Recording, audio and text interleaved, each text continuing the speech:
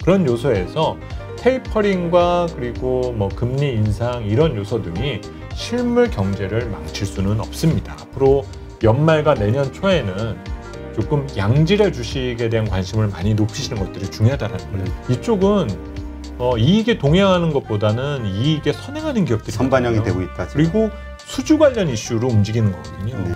유망업종은 내년에도 똑같이 써먹을 것 같은데요. 제가 SES라는 표현을 썼었거든요.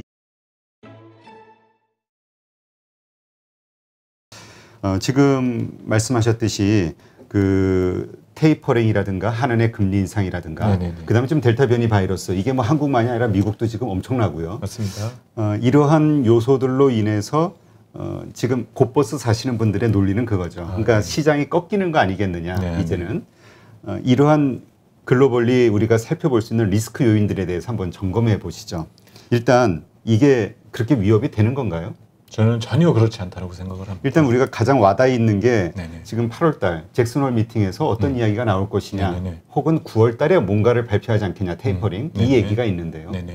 우선은 테이퍼링과 금리 인상과 관련된 관점은 그만큼 우리 실물 경제가 이런 팬데믹 상황에 대해서 적응을 해가고 있고 물론 여러 가지 허점과 빈틈이 있는 요소 등은 분명히 있습니다. 우리도 내수 경제가 극도로 침체되어 있다는 점, 자영업자분들이 엄청난 어려움 등으로 인해서 정말 위협을 받고 있다는 것들, 이 사안 등을 부정하는 내용들은 아닙니다만 어쨌든 지난 1년 동안 시장에 공급된 유동성으로 인해서 경제를 되살려놓은 측면 등은 분명히 있다는 거죠. 그리고 이 돈들이 계속 자산시장에 조금 가격에 있어서의 거품을 만든 측면 등을 완전히 부정하지는 않는데 문제는 이 돈들이 다른 곳으로 갈 데도 없다는 거죠.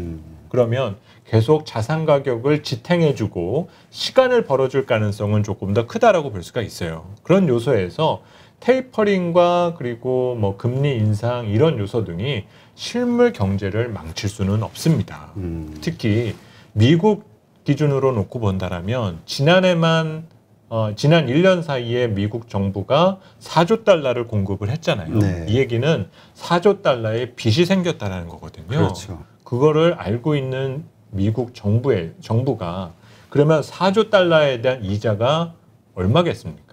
거기에다가 만약에 금리가 올라가게 되면은 그 재정이자에 대한 부담은 금리가 올라가면 올라갈수록 부담을 더 크게 느낄 수가 있어요. 그럼에도 불구하고 테이퍼링을 시작하고 23년도 이후에 정책금리를 올리겠다라는 선언을 하게 되는 거는 재정 수입이 그만큼 커질 수 있다는 것들을 믿고 있기 때문이거든요. 그거를 모르고 있는 상태에서 본인 스스로 테이퍼링을 가동하고 금리를 올린다? 그런 식으로 생각을 안 한다는 거죠. 그래서 너무 금리가 올라가는 거에 대한 공포를 여러분들이 가지실 필요가 없고 앞서 제가 잠깐 말씀드렸었던 것처럼 미국, 유럽 모든 나라들이 이 팬데믹 상황을 해결하기 위해서 돈을 풀어놨는데 이 풀어놓은 돈들이 자산시장과 자본시장에 머무르고 있다는 거죠. 그러면 여기서 붕괴가 일어난다라고 하면은 더 많은 유동성이 필요할 수밖에 없고 이 얘기는 다시 말해서 하나의 엄청난 소요 사태가 발생될 수도 있다는 거거든요. 근데 그런 극단적인 사태의 시나리오를 그려가면서 투자를 할 수는 없어요. 그래서 너무 좀 시장에 대한 비관적 시각을 키워나가시기보다는 오히려 우리 시장이 지난 10년 전 미국이 돈을 풀었을 때 누리지 못했었던 것들을 이번에 한번 우리도 맛을 봐볼 수 있는 기회이다. 오히려 이 관점으로 생각해 보시면 오히려 시장에서는 어떤 엑시트에 대한 기준보다 어떤 기회와 타이밍에 대한 고민을 더 많이 하시게 되지 않을까라는 생각을 해봅니다. 네, 이와 관련해서는 정말 버블 논란이 참 아주 심하잖아요. 네, 그렇죠. 그러니까 지난 과거 2008년도, 7년도, 8년도 그 금융위기 때 그 푼 돈 가지고 지난 10년간 상승을 계속 우상향으로 상승을 해왔다라는 이야기를 하시는 분들 논리는 그보다 더 많은 돈이 풀렸으니 앞으로 그 못지않은 기간 동안 계속 상승의 시간이 펼쳐질 거 아니냐라고 보는 분이 있고요. 그렇지 않은 사이드에서는 그러한 것들이 계속 골마왔기 때문에 지금 이것이 함께 합쳐지면서 엄청난 버블, 폭파되는 버블이 터지는 이런 일들이 있지 않을까라에 네. 대한 걱정을 많이 한단 말이에요. 경제학자들도 그런 분들이 많단 말이죠. 네, 그렇죠. 뭐 사실 생각들은 뭐 상상하고 그려보는 것들은 누가 뭘 못 해보겠습니까? 영화 시나리오도 써볼 수도 있고, 우리 세대 아니더라도 우리 다음 세대 그런 일들이 벌어질 수도 있죠. 근데 만약에나 이제 그런 현상이 벌어지게 된다라면, 이는 하나의 그 어떤 소요 사태, 하나의 어떤 아나키즘이 극도로 강해지는, 아나키즘이라고 얘기한다라는 거는 사회 구성원들이 정부를 부정하는 무정부주의. 예, 그런 현상까지 가게 되었을 때만 가능해질 수 있어요. 그래서 예전에 제가 그 비슷한 영화를 한번 본 적이 있습니다. 그래서 제가 제 기억으로는 그 어떤 드라마였는데 컨티넘이라는 그 어떤 시간 여행자에 관련된 내용이었었는데요. 간단하게만 내용을 소개를 드리게 되면은 글로벌 정부가 동시다발적으로 망하게 되어서 그 정부 부채에 대한 것을 감당을 못하게 된 거예요. 그래서 이 빚을 누가 갚아주게 되었냐면은 글로벌 기업들이 갚아줍니다. 기업들이. 네. 그러면서 정부가 가지고 있는 권한이 기업 쪽으로 넘어가게 되는 현상이 나타나게 돼요. 그러면서 기업들의 독점적 지위 그리고 하나의 통치 권력을 기업이 가져가게 되는 이런 스토리가 나타난 적이 있었는데 사실 이 내용이 이 드라마가 언제 나왔었던 거였냐면 금융위기 때 나왔었어요. 2008년도. 네, 그래서 참 저도 미국 드라마 작가들은 이런 내용까지도 다 스터디를 하는구나 그러면서 제가 깜짝 놀랐었던 기억이 있거든요. 근데 말씀드렸던 것처럼 지금 여러분들이 걱정하시는 그런 상황은 정말 이 사회에 대한 부정과 이런 현상에서 나타나게 되는 부분이거든요. 근데 그걸 가지고 나서 우리가 우리의 미래를 그려나가게 된다는 것은 말 그대로 우리의 가까운 미래를 부정하는 상당히 어떤 극도한 측면들이 많이 반영되는 것들이기 때문에 저는 굳이 그런 것들을 투자하는 데 있어서 투영할 필요는 저는 없다라고 생각을 해요. 우리 투자라는 거는 최대한 합리적인 선에서 이루어지게 되는 부분이 있고 물론 간혹가다 합리적인 것을 벗어나는 일이 발생하기도 하죠. 네. 근데 그런 것들은 정말 10년에 한 번 나올까 말까 한 일들인 건데 그거를 맞추기 위해서 1년 365일 동안 투자할 수는 없다라는 거를 여러분들에게 더 말씀드리고 싶습니다. 네. 그렇다면 좀 정리를 해서 지금 연준의 테이퍼링에 대해서 우리가 우려하지 않는 것은 테이퍼링이 그렇게 조기에 실행되지 않을 것이다라고 믿는 거기 때문일까요? 아니면은 테이퍼링이 실행이 된다 해도 시장에 그렇게 큰 영향을 주지는 않을 것이다. 어느 쪽으로 좀 크게 보시나요? 사실 지금 7월 FOMC 의사록 내용에서도 나왔던 확인된 부분이 연준이 테이퍼링을 준비하고 있구나라는 것들을 이제 어느 정도 가늠할 수가 있었고 8월 잭슨홀 미팅도 항상 보면 통화정책 기조가 변하기에 앞서 잭슨홀 미팅에서 연준 의장이 그에 대한 메시지를 정확하게 전달하는 경우들이 많았었거든요. 네. 결국은 연내에 그 테이퍼링이 가동된다. 근데 그 테이퍼링에 대한 수위나 이 상황 등을 이미 10년 전에 연준은 학습을 했었던 적이 있잖아요. 그렇죠. 10년 전 테이퍼링이 가동된 직후에 어떤 단기 금리가 불안정해지고 일시적으로 은행들이 자금 조달에 어려움을 느꼈었던 것들을 이미 스터디를 한 부분 등이 있기 때문에 이거를 충격을 줄여주기 위해서 지난 7월 FOMC에서 이미 그 안전장치를 마련하는 내용들이 나왔었다라는 거죠. 그러니까 이 얘기는 다시 말해서 연준은 다양한 시나리오를 이미 세워둔 상황이고 실물 경제가 특히 자본 조달 환경이 급격하게 경색되지 않는 그 환경 자체를 만들어주고 있다라는 것들로 생각해 볼 수가 있고요. 문제는 이제 시장에 만약에 영향을 줄 수 있거나 약간 조금 놀랄 만한 상황을 이제 만들게 되는 상황 등은 그동안의 팬데믹 등으로 인해서 우선 다 덮고 넘어가자 이런 것들이 많았잖아요. 그렇죠. 뭐 우선 좀비 기업들에 대한 문제도 그렇고 한계 기업들에 대해서 모든 것들을 유예해 준다거나 이런 것들의 내용이 있었었는데 이제 그러다 보니까 뭐 실업급여도 지원을 해주고 이런 것들의 부작용들을 이제 정부도 알고 연준도 인지를 한 상황이거든요. 그러면 이거를 정상화시키는 상황에 그 방식을 어떤 식으로 얘기를 하게 될 건가? 그러면 그 얘기들이 전달됐을 때 다소 좀 문제가 있는 기업들이나 이런 기업들 사이에서 좀 시장에 영향을 줄 수 있는 그런 상황 등이 있겠죠. 네. 그래서 그 상황 등을 조금 보신다라면 이 얘기는 다시 말해서 앞으로 연말과 내년 초에는 조금 양질의 주식에 대한 관심을 많이 높이시는 것들이 중요하다는 거예요. 돈을 실제로 잘 버는. 그렇죠. 너무 밈 주식 등에 대해서 집착을 갖고 뭔가 극적인 반전이 있을 거다라는 것들을 밀어내기보다는 실체가 있는 기업들에 대한 관심을 조금 더 높이시는 것이 필요하지 않을까라고 봅니다. 네.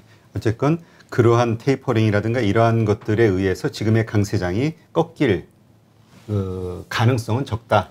이렇게 이제 보시는 뭐 걸로. 아직은 저 좀 이런 식이긴 합니다만 저희는 하우스 의견을 3분기까지는 연초에 확장 국면이 계속적으로 이어진다. 그리고 4분기에는 조금 턴다운. 그리고 아직 뭐 연간 전망을 전체적인 그림을 결정하지는 않았는데 지금까지 기준으로 놓고 본다라면 저희 여러 가지 22년도 상반기 일정을 베이스로 놓고 보면은 1분기까지도 조금 턴다운 될 수 있는 여지는 있는 것 같아요. 그 말씀은 그때 물론 가봐야 되지만 1분기 그 이후, 그러니까 2분기서부터는 다시 톤업이 된다는 얘기인가요? 그렇습니다. 가능성이 있다는 건가요? 그렇습니다. 그래서 너무 이제 시장은 요즘 이제 여름을 보내면서 피크아웃이다라는 표현을 지금 피크아웃에 대한 얘기가 정말 많이 나오죠. 근데 이거는 저는 개인적으로 어떤 주관적 차이라고 말씀을 드리고 싶은데 어떤 그 회복의 강도 측면만 놓고 보면 피크아웃이라는 표현을 쓰는 거가 맞을 수 있어요.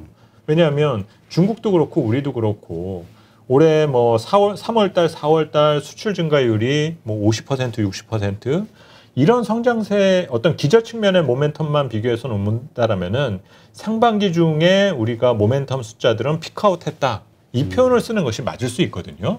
그런데 지금 성장 속도는 둔화되겠지만 마이너스로 우리가 전환되는 상황이 아니고 플러스 성장이 앞으로도 한 1년에서 1년 반 정도 유지된다라고 가정한다면 지금을 피크아웃이라고 말하는 거게 올바른가? 저는 개인적으로 후자 쪽입니다. 네. 예, 그래서 그런 여지 등을 우리가 감안하면 내년 2분기 이후로는 우리 주식시장과 경제는 확장 국면을 계속 유지하려 하는 힘을 보여줄 수 있는 여지 등이 있다라고 보고요.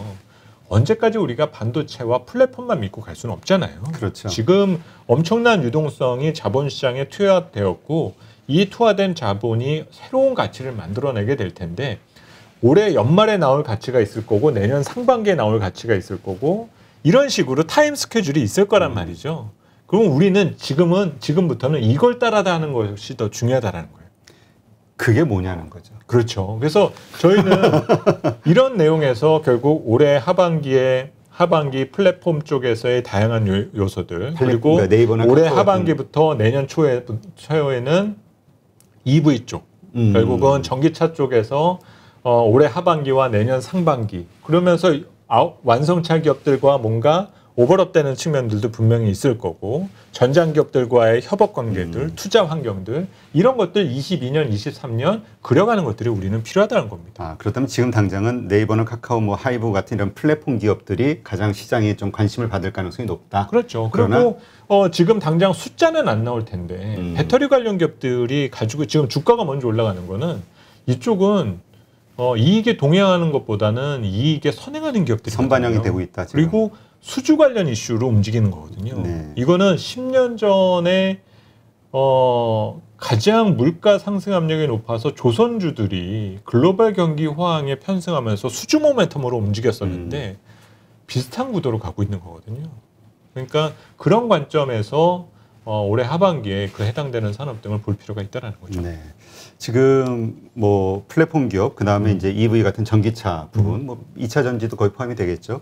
이런 섹터가 이제 앞으로 나아질 것이다 보셨는데 그렇다면 그 섹터 내에서 우리가 대형 전방 산업에 해당하는 그 대형 기업들에 투자할 것이냐, 중소기업 2차 후방 산업에 투자할 것이냐. 왜냐하면 지금 반도체나 뭐 전기차나 2차 전지도 다 보면은 소부장 업체들이 잘 나가잖아요. 중소형주들. 대형주냐 중소형주냐 선택의 기로 해서 어떻게 보세요? 사실 그거는 산업의 특성을 여러분들이 이해하시는 것이 개인적으로는 저는 조금 더 필요하다고 봅니다. 처음에는 제조 부분에서 따져서 보면은 사실 전방 제조 분야의 전방 기업들 우리 그 경제의 대표 기업들은 글로벌 기업들과의 경쟁이 불가피해요. 네. 이제 그러다 보니까 그 부분에 경쟁 과정에 승자가 되지 않는다라면은 계속 눌리겠죠. 그러다 보니까 자꾸 성장이 보이는 것이 아래쪽에서 보일 수밖에 없는 겁니다. 왜냐하면 투자는 이루어지고 있으니까. 그래서 최근에 뭐 반도체 중소기업들, 장비주들 같은 경우는 센치가 나쁘진 않아요. 예?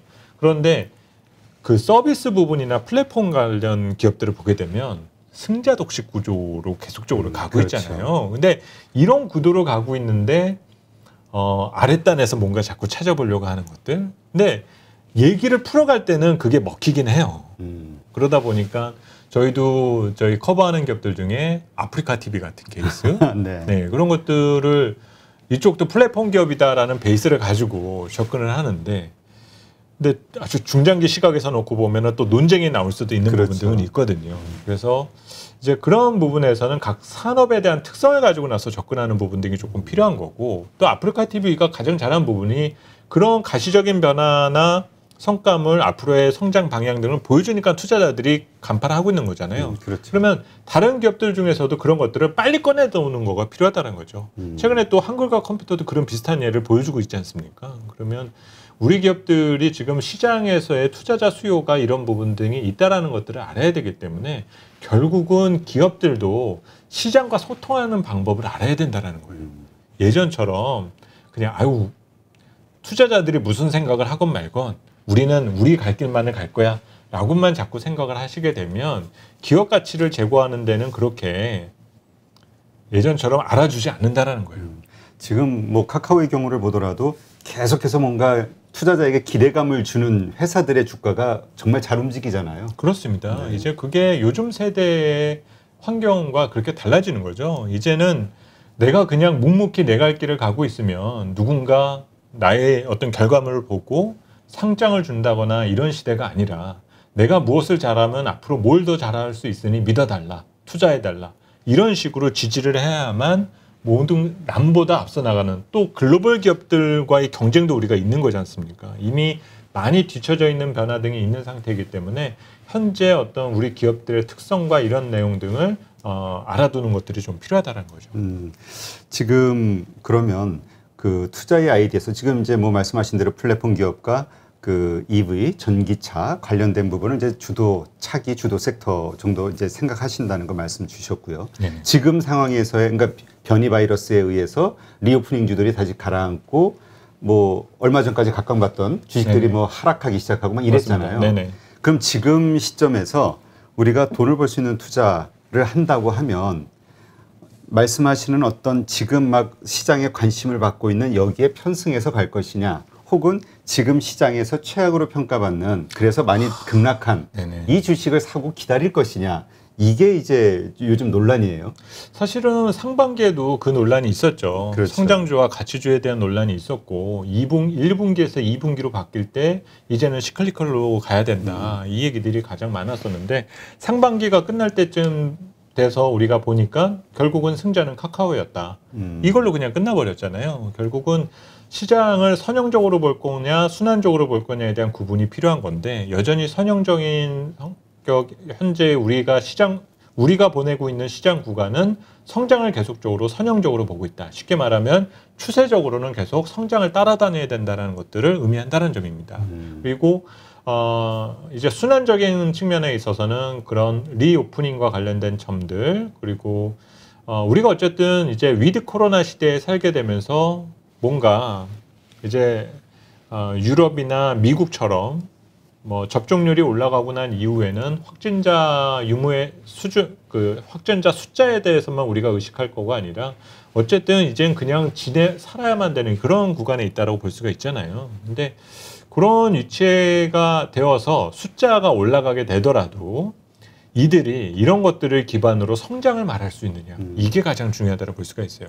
최근에 화장품 관련 기업들이라든지 이런 것들의 숫자를 보다 보니까 유통기업들의 숫자를 확인하다 보니까 여전히 가능성을 보여주는 기업과 오히려 실망과 불신만을 보여주는 기업들이 크게 엇갈리더라고요. 그러니까 지금 여러분들이 어떤 기회를 찾아야 되는 것은 여전히 성장 쪽에 있다. 그리고 그 성장의 색깔이 바뀌어가는 것들을 증권사 리포트 어떤 시장 전략 리포트 이런 것들에서 캐치해 나가시는 것들이 필요하지 않을까라고 봅니다. 네. 그리고 그 성장주 가운데에서도 지금은 좀 뭔가 전방 그 주도적인 그 전방 기업에 집중을 하는 게 낫다 이렇게 보시는 거죠. 그렇죠. 플랫폼과 관련해서. 그리고 저는 이제 하반기 전망을 할 때 제가 단순화해서 제가 하반기 유망 그리고 그 유망 업종은 내년에도 똑같이 써먹을 것 같은데요. 제가 SES라는 표현을 썼었거든요. SES? 예, 아시죠? 드림 컴츄를 부른 저희 1세대 아이돌 예, 설명을 드리면서 뭐 지금 제가 한 2달 조금 안 된 자료이긴 합니다만 여전히 그 의견은 바뀌지 않고 있어요. 첫 번째 S는 서비스. 서비스. 예, 그래서 우리 서비스 산업에는 지금은 이제 플랫폼 기업들이 거기에 포함되어 있죠. 그리고 이 안에는 다양한 분야 등이 들어가 있습니다. 그리고 최근에 보시게 되면 제조업체들도 서비스로 바꾸기 위한 노력들을 많이 하고 있잖아요. 그렇죠. 그러니까 뭐 어떤 온라인 플랫폼화로 바꾼다거나 구독 경제의 취지의 아이템으로 바꾼다거나 이런 것들이 제조업이 서비스화하려는 어떤 노력들을 보이게 된다면 그 기업은 이제부터는 서비스로 우리가 정의 내릴 수가 있다는 거죠. 그래서 앞으로 우리는 이제 구시대에 사는 것이 아니라 소비 중심의 시대를 우리가 살게 되었기 때문에 이 환경하에서는 서비스 부분에 대한 잠재력이 필요하다. 그래서 첫 번째로 그걸 말씀을 드렸고 두 번째 E는 EV, 전기차. 그래서 아까 말씀드렸었던 내용을 그대로 연결해서 말씀을 드렸고요. 마지막 S는 시큐리티 컴펌, 그러니까 증권 산업.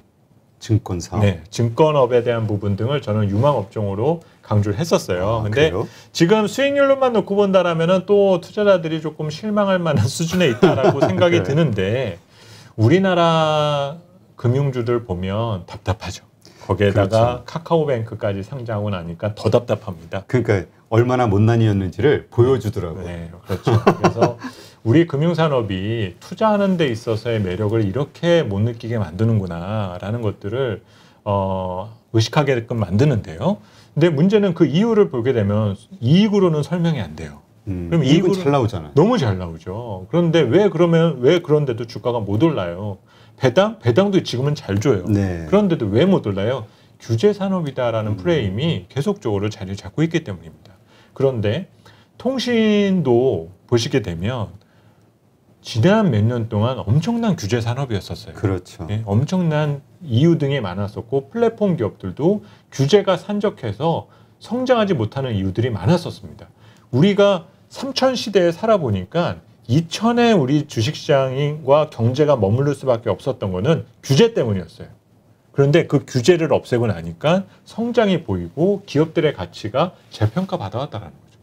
그러면 우리나라 금융산업도 규제가 영원히 갈 거다? 저는 개인적으로 그렇게 생각하지는 않습니다. 지금 세대에는 뭐 규제의 발목이 잡혀 있을지는 모르겠는데 시간이 가면 갈수록 그것이 완화되고 여러 기회 요인 등이 발견되면서 재평가 작업은 있게 될 거라는 생각이 들어요. 그런 측면에 있어서 제가 증권업은 뭐 당장 이익 측면에서만 보더라도 은행과 뭐 보험 다른 금융주와 비교해 봤을 때 여러 모멘텀 측면이 좋다라고 판단했기 때문에 저는 하반기 유망 종목에 이렇게 SES 요 세 그룹에 대한 부분 등을 강조했고 아마 이 얘기는 내년 초까지 써먹게 되지 않을까 내년 초까지. 네, 생각을 하고 있습니다.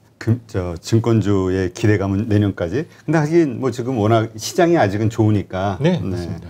근데 지금 한국은행에서도 연내 금리 인상에 대한 이야기가 맞습니다. 있잖아요. 네네. 금리 인상을 앞두고 이 금융주를 매입을 해야 된다, 매수해야 된다라는 이야기가 많단 말이죠. 네네네. 근데 이게 실질적인 어떤 그 가능성이 높은 기대감인가요? 아니면 그냥 왜냐면 한국 말씀하신 대로 규제 이슈 때문에 이러저러한 이유가 있다 해도 금융주가 가기는 좀 어려운 시장 아니냐 이렇게 보는 분들이 있어서요. 네, 사실은 뭐 지금 상반기 동안 시장 금리가 이미 올라서 은행 산업이 이미 순이자 마진의 개선을 톡톡하게 실적 측면에서 확인을 한 상태거든요. 네. 그렇기 때문에 연내 금리 인상을 한다 하더라도 뭐 전체 금융산업에 대한 수익 기반에 특별한 변화를 가져오거나 구조적인 변화를 일으키지는 않아요. 그리고 한은의 금리 인상 가능성이 지금 시장에서 나오는 부분도 뭔가 우리가 침체에서 탈출했다라는 부분뿐만이 아니라 또 그 이면에는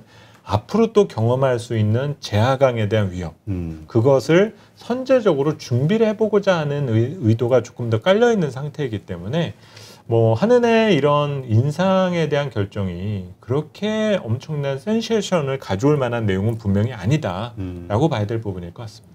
그러니까 이것이 우리가 소위 금융주, 은행주라든가 보험주라든가 그렇죠. 뭐 이런 쪽에 큰 엄청난 모멘텀으로 맞습니다. 상승시키는 요소가 되지는 않을 것이다. 그렇죠. 우리가 뭐 한은이 뭐 말 그대로 뭐 고금리 시대로 우리가 다시 가야 되겠다. 아니면 뭐 부동산을 잡기 위해서 이제는 뭐 엄청 올려야 되겠다. 하긴 뭐 올려봐야 뭐 0.5 그렇죠. 요 정도니까. 그러니까 그 정도의 변화를 가지고 나서 할 수가 없고 만에 하나 이거가 이제 90년대 중반에 그런 일이 있었었거든요. 그러니까 조금 말도 안 되는 인플레를 조금 대비하기 위해서 93년도에 당시 그린스펀 의장이 처음에 그 의장이 되면서 아주 공격적인 금리 인상을 벌리게 됐어요. 네.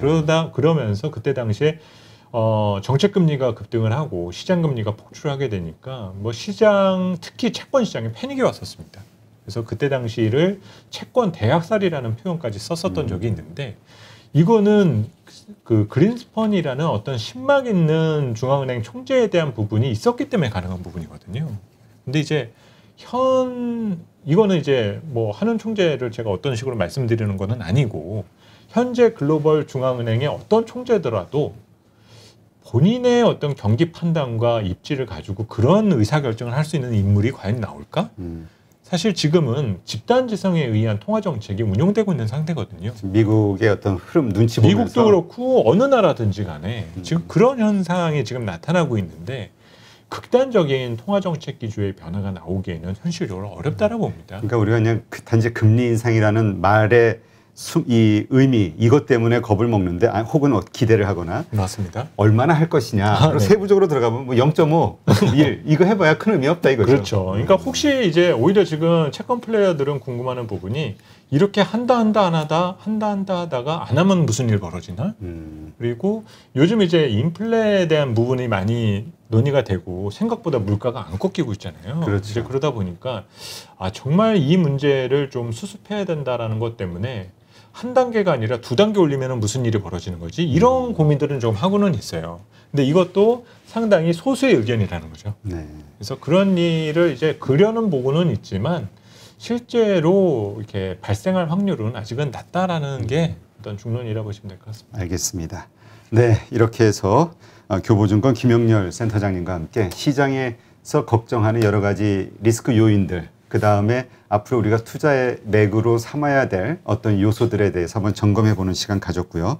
좋은 인사이트 감사합니다. 아유, 이제 위치도 고맙습니다. 가까운데 뭐 자주 오시죠. 네, 알겠습니다. 네, 수고하셨습니다. 감사합니다.